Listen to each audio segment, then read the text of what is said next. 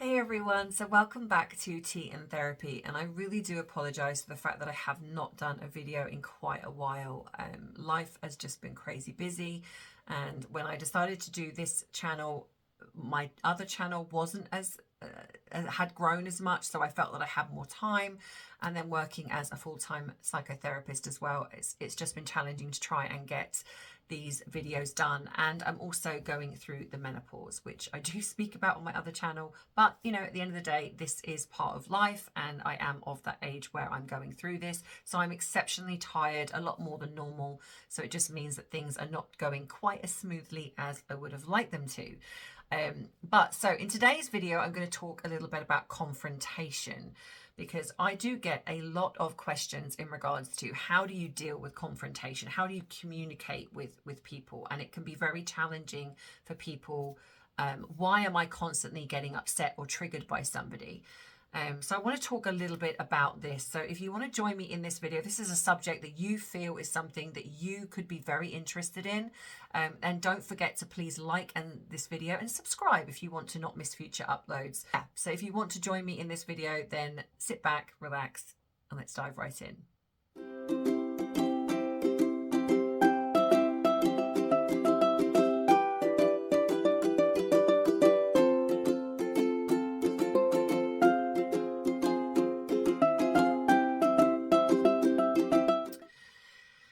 So, confrontation. Now, a lot of people seem scared of confrontation, and I guess a lot of that comes down to the fact that when they hear the word confrontation, and I ask you to think of the same thing, when you hear the word confrontation, what does that bring up for you?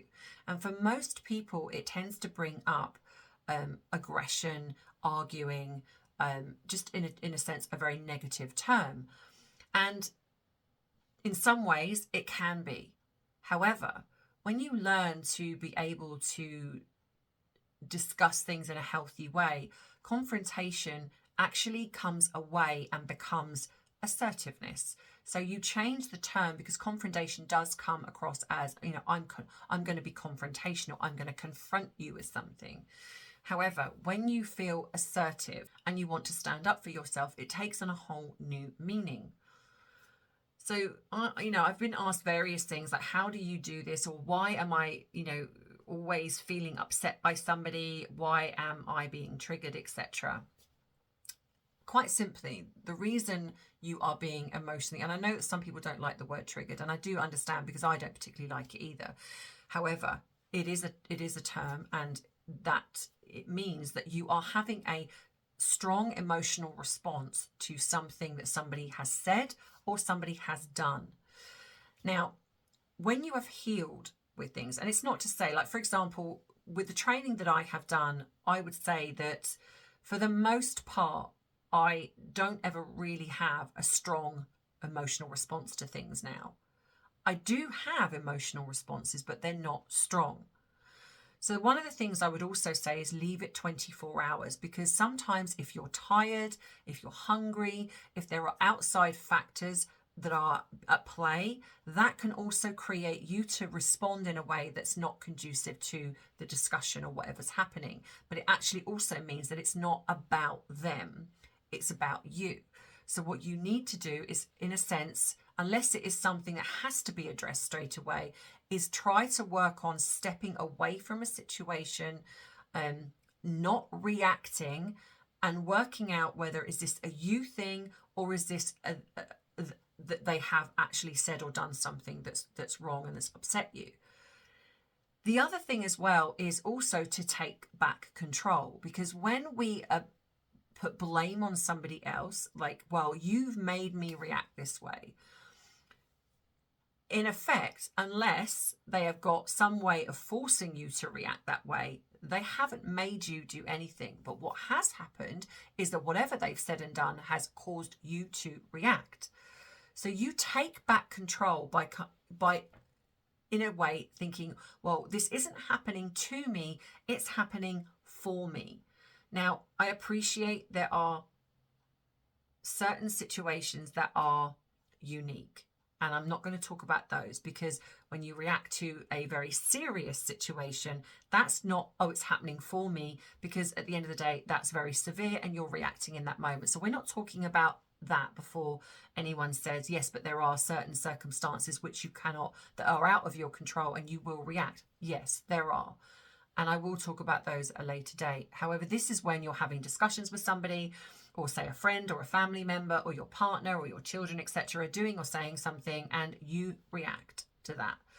Now, once you've taken away the fact of, okay, am I tired? Am I hungry? Is something else kind of going on, which is what has caused me to behave this way? Then you're looking at, okay, no, none of those factors are there. So what is it? And the chances are that it is something that they've said or done that has reminded you of something that has happened before. So then it becomes, okay, this is happening for me because this is now a chance to learn. One of the best things you can give yourself is that chance to learn about yourself. Because fundamentally, the reason why a lot of people get into the situations they're in, whether it be into toxic friendships, relationships, etc., all of those things, is because they don't know themselves or trust themselves enough to be able to be assertive enough to walk away from a situation if it's not right for them. So what you're going to do is start to learn about yourself, and that is the best gift you can give yourself. So when somebody is saying or doing something and you've taken away those initial things of like, okay, it's not those, then it becomes, okay, where has this happened before? Now, sometimes we don't know, and that's okay. So this is why when I ask my clients to journal, it's really important, because even if you don't know then, that situation is going to come up again and again and again. It might be in different formats, but the fundamental subconscious script, which is underneath, is going to repeat itself until one day you kind of go, I get it. I know what's happening. So let's take, say, an argument. So you're having an argument with a member of someone that you care about, and they said something and you are reacting in anger, then they're reacting in anger. One of the best things to also do is and they use this in interrogation, is to keep your voice calm.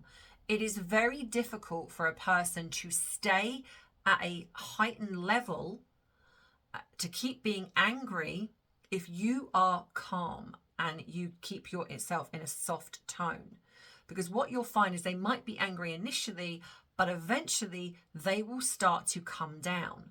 Now, what happens is, if that doesn't, and you then start escalating your voice, they then escalate, you then escalate, and before you know it, you are both literally blowing up at each other, screaming and saying all the things that you would later the next day regret saying. So you want to make sure that if you are in a situation, that you keep yourself calm.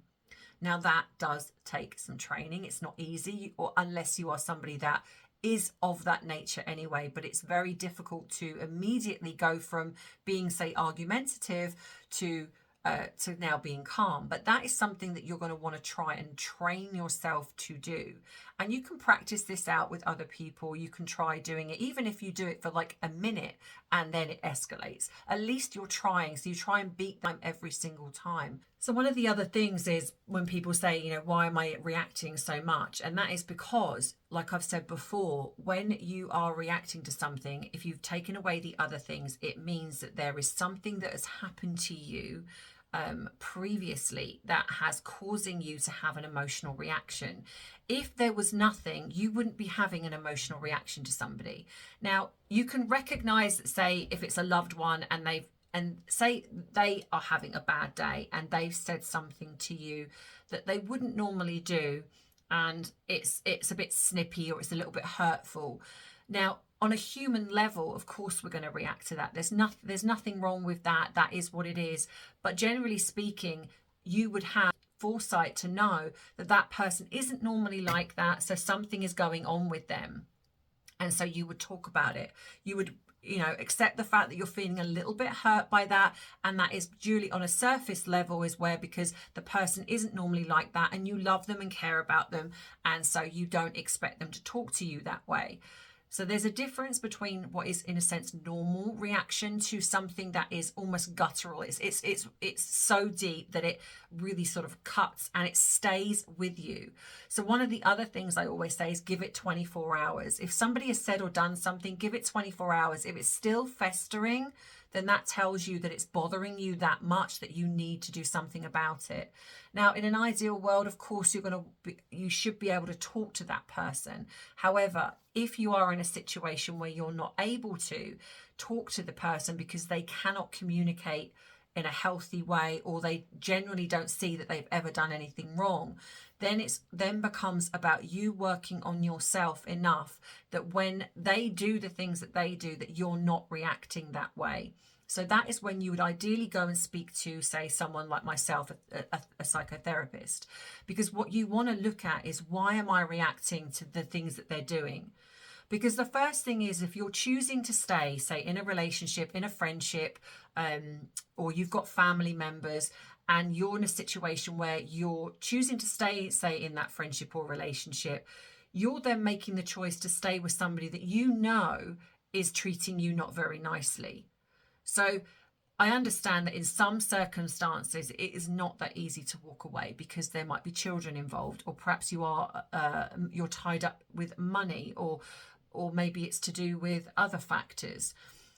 As a therapist, I would never say to somebody, "Oh, you need to leave them," because I absolutely understand that it's not as cut and dried as that. It is not as black and white. So what I would then say is, okay, if you can, go and work on yourself. Because what will happen there is, if you work on yourself, you will find that you will not react to the things that they're saying and doing, because for the most part, if they're doing these things and they know that it's affecting you, then they're doing it on purpose to hurt you, which is also down to how they are as people and what they've gone through. But for some reason, they think it's okay to project that onto you, or to make it, you're the problem. So if you work on yourself enough, then whatever they do isn't going to affect you in any way. And I'd probably say that by the point that if you've worked on yourself enough, there's every chance that regardless of why you might be staying with them initially, that could change, and then you might find the strength to walk away from that situation. Everything does take time. It's not as easy just to simply walk away from a situation because it's not working for you. Ideally, what should happen is, when you first get with somebody, the first minute that they do something that is toxic, that could be deemed as toxic, whether they speak badly to you, or they just do something, that is that moment when you would walk away. Unfortunately, and in a lot of experiences, when I speak to clients, or I see it just from other people, is that they normalize that behavior, given the fact that maybe the person comes in and gives them a backstory, a sob story of why they behave that way, or they promise to change, etc. And maybe because of your own trauma or your own background, you will allow that to continue because you've normalized it yourself, or because you believe at some point they will change. Generally speaking, the chances are they don't always. I'm not saying there are not exceptions to the rule, of course there are, but for the most part they don't tend to do that if they don't see that they've done something wrong. So then it becomes about how you're going to manage and deal with that. But if we're going to go to just talking about, say, a simple argument, say you're getting into an altercation with somebody, then the first thing to do is to stay calm. The second thing to do is also to say I. So you want to say, I feel, or I think, or I have noticed, as long as you're keeping it that way. Because as soon as you go into, you did this, you made me feel this way, whatever it is, already then that sends a message to the other person that they're being attacked. And so then they go in and become defensive. And that's how then arguments escalate. So you also want to pick the situation. You want to pick your battles. Don't pick up on every little thing. You want to pick like if you're going to speak to the person, create a calming situation, whether it's that you go for a walk or go out, so it's a bit of a neutral ground. The talking stick is something that I use and I have spoken about with families. So you have your say while the other person listens, and you do it, say, for a couple of minutes, and then you hand the stick over to the other person. And this works great when you're dealing with family members, especially if you've got younger children or teenagers and you need to all have a conversation and you're not vying for the spot at the same time. And that also gives you a chance to actively learn listening as well, because it's not always easy to do that, especially if someone's coming at you with something and you want to defend yourself. But again, even in those scenarios, you still try and keep with the, I feel upset because when you said this, it really hurt my feelings. And it does tend to create a more even setting for having a discussion about a situation that can happen. Now, I'm not saying that even with that, it doesn't sometimes escalate. It can. But the other thing as well, if you've tried all of those things and it's still starting to escalate, then the best thing to do is to walk away. The best thing to do is to say, look, I didn't want this to kind of escalate. I can feel that it's not the right time. This is escalating. So let's maybe bench this, or let's just put a stop to this now and revisit this when we both calm down. Now, I understand that even though I'm saying all of these things, that it is not always that easy when you are getting into it with somebody. But this is for the people that want to learn how to talk healthily and have a debate and a discussion with somebody who is, say, maybe causing them a little bit of upset within the family dynamic. You can utilize a lot of these things, whether it be whoever you're talking to, whether it be you're talking to your children, your parents, your siblings, your partner, whatever it is, you can utilize this way of doing it. And it's not easy, especially if the other person doesn't want to do the same thing. So you can sit down and say, look, I've noticed that we're kind of getting a bit snippy with each other. I would really like to try this. What do you think? And hopefully the other person will be okay to do so. Like I say, I appreciate the fact that sometimes you're going to come up against somebody in your relationship or whatever it is that just looks at that and goes, no, I don't want to do that. But then it comes about how then you respond to things. So if you're not willing to walk away from a toxic situation, then what I would also absolutely suggest is work on yourself enough that you're not being affected by whatever that person is doing. And the odds are that if they start to see they're not getting anything from you, then that might even create a change within themselves. Like I say, I appreciate there are exceptions to the rule, like especially if you're talking about if you're in a narcissistic relationship, etc. That is difficult and very challenging. But these are for people that just actually are just having slight issues and they want to find a more effective way to sort through those issues. I think that, the bottom line is always try and come at things with respect and kindness. If you remember that you love this person and you respect them, then that's a great foundation to start having a discussion, because you don't want to hurt them. If you're reacting in anger, step away, because that will get you nowhere and it just will escalate the situation. So I hope this helps you in moving forward if you are having those issues, and I really hope that those tips and tools work for you. And drop in the comments if there's anything that you've tried that has worked for you. Then I'm sure that the viewers would love to read it. I would love to read it. So always drop in the comments your suggestions and tips and tools, because maybe it's something that I haven't thought of and it's worked for you and your family. So yeah, so let me know. In the meantime, I hope you have a lovely weekend, and I will speak to you in the next video. So if you want any So in the meantime, if you really enjoyed this and you got something you'd like to buy me a coffee, the link is in the description box below. If you want to email me, the link is always there as well. Anything else that you might need is also in the description box. If you have any tips or if you have anything that you would like me to discuss, then please add that in the comments. I will try and start doing a few more videos over here, because I do appreciate that you guys enjoy this and I'm not always on top of it. So I will get to grips with that this year. So yeah, in the meantime, have a wonderful weekend, whatever you are doing, and I will see you in the next video. So you take care and stay safe, and I will see you then. Take care. Bye-bye.